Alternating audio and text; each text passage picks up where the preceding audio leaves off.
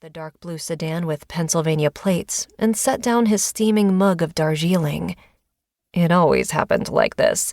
He'd go through the trouble of preparing a hot cup of tea on a slow day, and before he could take his first sip, a guest would show, busying him till the stuff went cold.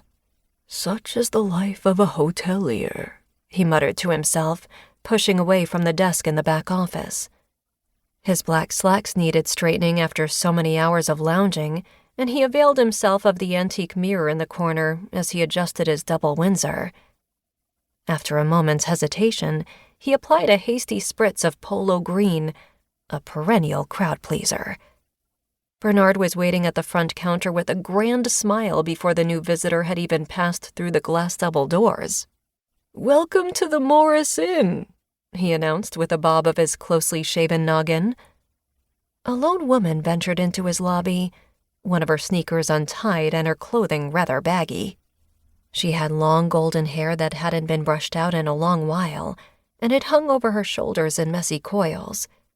The only baggage she carried was under her eyes. Dark circles marred her youthful face, and her thin lips appeared fixed in a perpetual pout.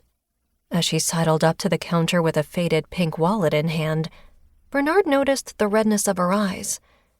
"So it's one of those today, is it? Let's see." The young lady couldn't have been a day past drinking age. She'd been doing altogether too much crying and not nearly enough sleeping by the looks of it. What's eating her? Running away from her parents? He wondered. No, too old. Jilted by a lover? Maybe stood up at the altar? He guessed.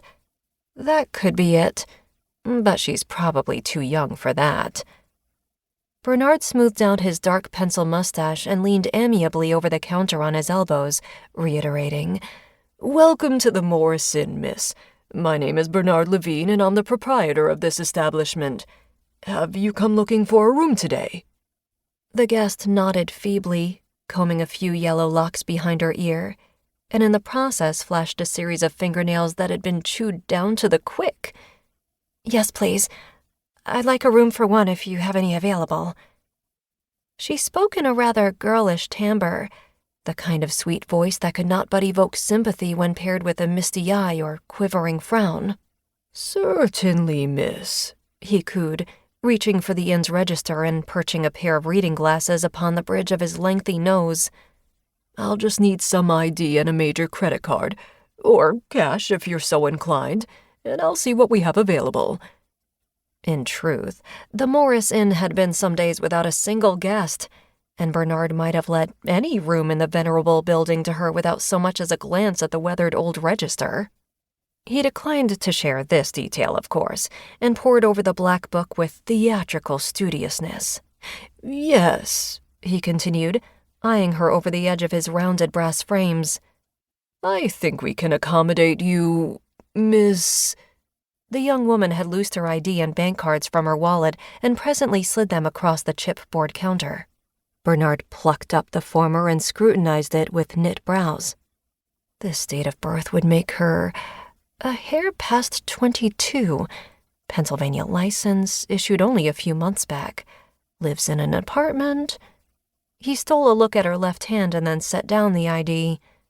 No wedding band. "Ms. Josephine, is it?" asked the hotelier. "You can call me Jojo," squeaked the guest, head low. "I see. And what brings you hither, Jojo?" chanced Bernard, eager to unearth the source of her evident distress. "Just passing through?" Absconders to the inn were no rarity.